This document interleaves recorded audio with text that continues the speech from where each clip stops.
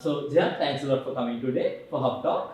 Yeah, it's a pleasure to be here. Thanks for inviting me, Roshan. So, Jehan, first of all, want to discuss, get some of your thoughts on this current economic situation and how it's affecting the IT industry and whatnot, right? So, first of all, before we begin the conversation, can you give an introduction about yourself, please? Absolutely. I am an entrepreneur and a business consultant. So I started my career as a developer. So I come from predominantly a software engineering background. From there onwards, I went to create my first company in United States back in 2016, which is primarily a robotics institution that taught kids. And I expanded the business to over 8+ locations around Sri Lanka and outside Sri Lanka as well. Right. And then I kind of shifted focus more into the product development side, which was my original passion, where my original passion lies. So I have a few companies that I have either invested in or either I run, and I also head the product development at a large product development company in Sri Lanka. And yeah, so that's me. So I love I love creating solutions for problems and coming up with new value offerings that help people. So that's who I am. So knowing you for quite some time and then being following you for quite some time as well in terms of the work that you do, so quite interesting and inspiring, right? And love the innovativeness of the thoughts and then the direction that you bring in terms of your talk show, the Unicorn Factory as well. Thank you so much. Yeah, so I actually forgot about that. Yeah. Yeah, so I really love teaching people at the end of the day. My two passions are education and technology. Right. So essentially, Jehan, mostly why we wanted to have the conversation today as well, right? Now with this ongoing economic situation in Sri Lanka, there's quite a lot of negativity going on, and especially with the power outage and Wi-Fi outage, it should be the bread and butter to run an IT business and then drive the operations forward, right? So then there's some major interruptions in this particular segment, right? So in your view, I am curious to know and then understand, right?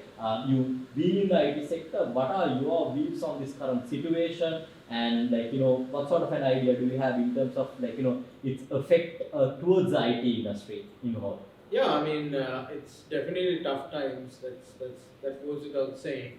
And I think in the history of the IT industry in Sri Lanka, we've never actually gone through a tough time like this.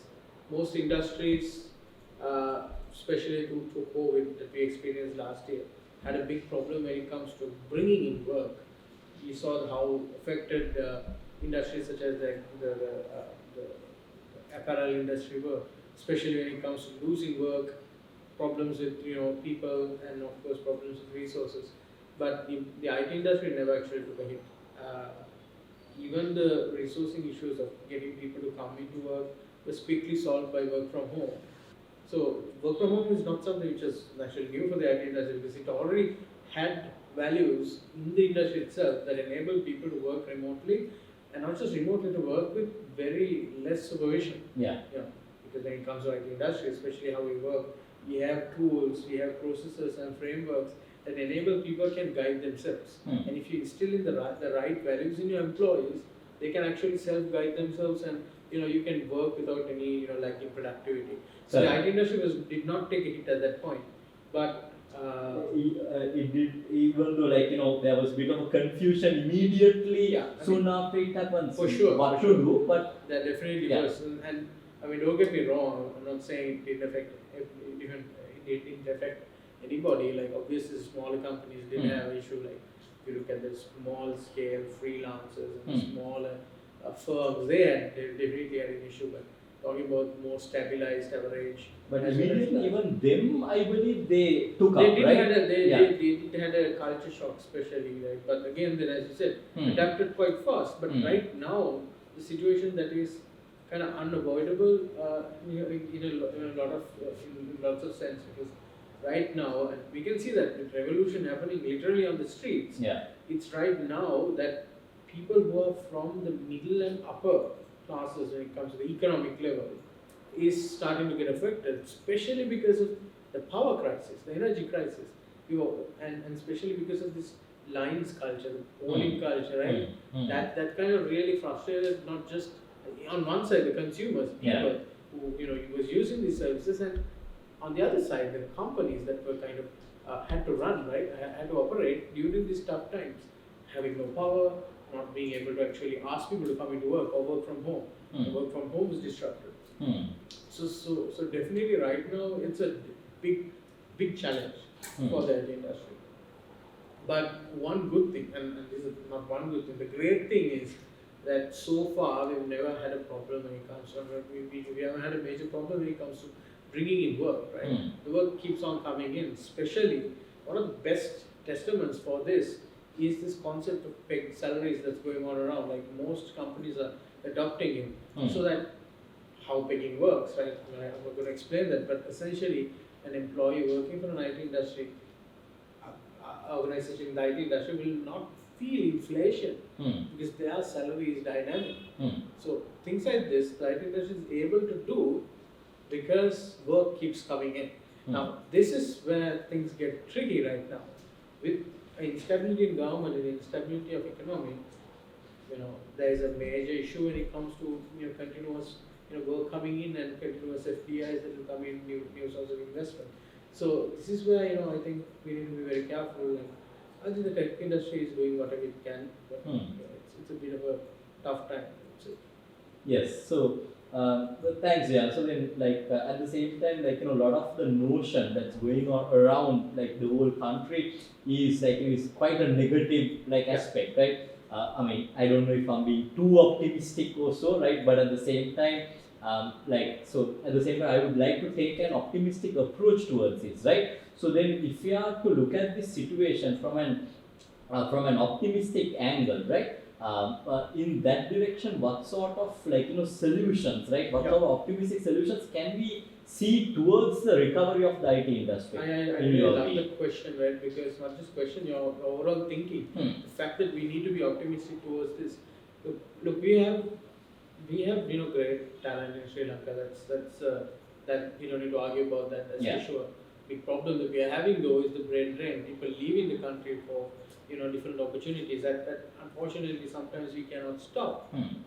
But having said that, within the country, I mean, there are people who stay back in Sri Lanka for various reasons. Call it either patriotism or being able to stay with family or just their overall lifestyle choice.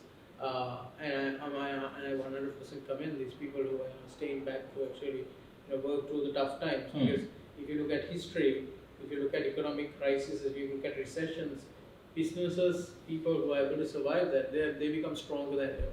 Right? And in this line of thinking, if you think positively, I think there are certain things and values that you can instill in yourself right now if you want to not just survive but thrive through this crisis. Right?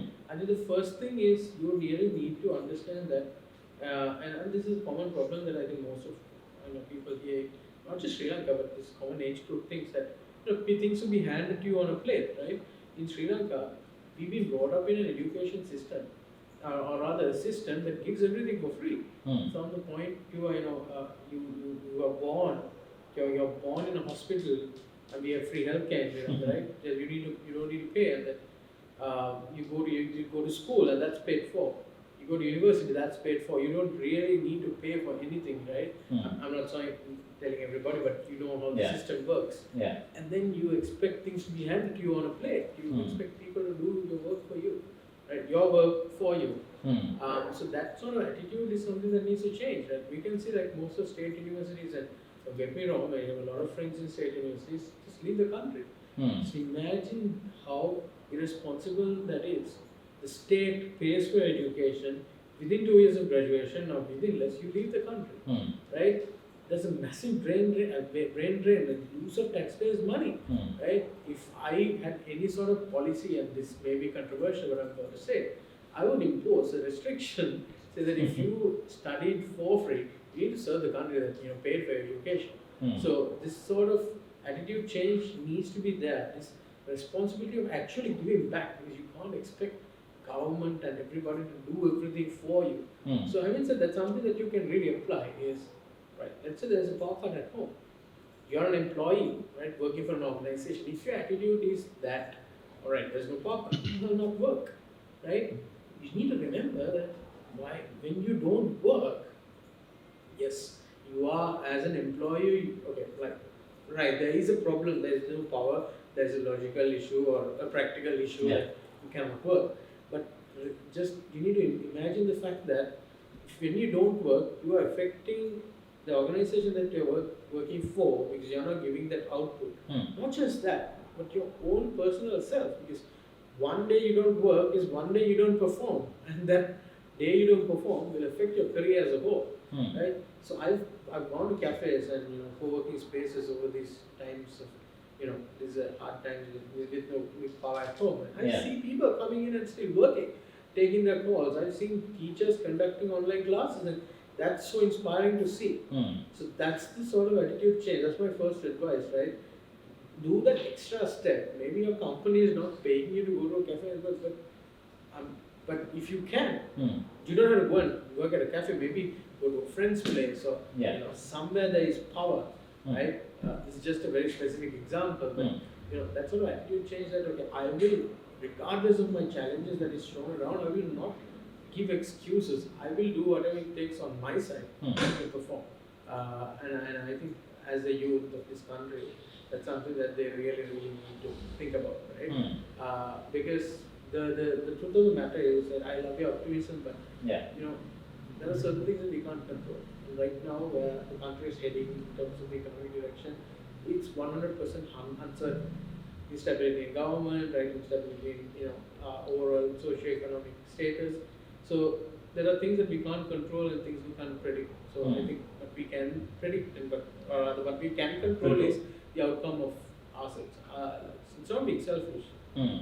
It's and in more ways than you would expect, you contribute towards development. I really like that thought that you left, Jehan, like in terms of at least what we can control, what we have in control. If we can do that to the best that we can, then I believe we are making change with a proper optimistic mindset and with a with a contribution towards at least making the direction better. And I'll give you another point that I really believe in right now. We always say about entrepreneurship, developing the economy, right? And then I advocate for entrepreneurship, that, big time. I really love people coming up with new ideas. But now it has come to a point where even as an entrepreneur, you need to be absolutely careful. Because obviously, with the economic instability, consumers' buying patterns and everything is different. When there is a revolution happening on the streets, you can't go and sell, a T-shirt, or you can't go and ask them to come to an event you're organizing. It's a little bit insensible to do that, right? It's hard as an entrepreneur right now. Because as an entrepreneur, you come up with a business or a product that is nice to have, something extra. It's not something need to have, like a grocery store or a petrol station. It's something extra. So selling an extra item at a time of economic crisis needs to have the basics right. It's very tough. So that's the first thing. And the second thing is, let's say you come up with a new company, if you have an existing company, unless you're actually selling your products and services overseas, you're not really contributing towards economic development. Because right now, for economic revival, we need forex, we need dollars, we need foreign income coming into the country, right? So if you're not doing that, you're not really contributing, right? So it's a bit harsh to say that, but if you are not focused on building products that can bring in foreign income, you're not really contributing much to the economic growth of the country. So if you are even a small company, and this advice goes out more than to the smaller companies, to the mid-tier firms who are stuck in Sri Lanka and who are blaming the government, who are blaming other people and third parties saying they're not helping us go abroad. I say you guys really need to step up your game and start thinking international, because they have a much better chance of taking things international, bringing forex, and I think that's absolutely important when it comes to entrepreneurship. Right now, for a business to invest in something new, uncertain is not a good idea, right? Because right now, what we need to be as an entrepreneur who currently is running a business, we need to be on survival mode. We need to make sure that the work comes in, the work that's done is being done. Your employees are there; they're not. You don't lose the employees. Make sure that things are stable. There'll come a time where we can grow again. Right now, you need to build that level of stability. And the firms that can do it needs to really focus on taking things global and bringing in work to the country. I think that's the 2 cents that as an entrepreneur that you can do to contribute to the economy. Yes. Thanks a lot for the insights, Jehan. I think in this way, if the viewers can get 1 or 2 points to think at least a little bit optimistic, right, and accountable in terms of what they can do towards the situation. I think that's what we want, right? So thanks a lot for your time. Thanks a lot for your thoughts, and hope to see you once again, Jehan. Thank you very much. Thank you. Thanks.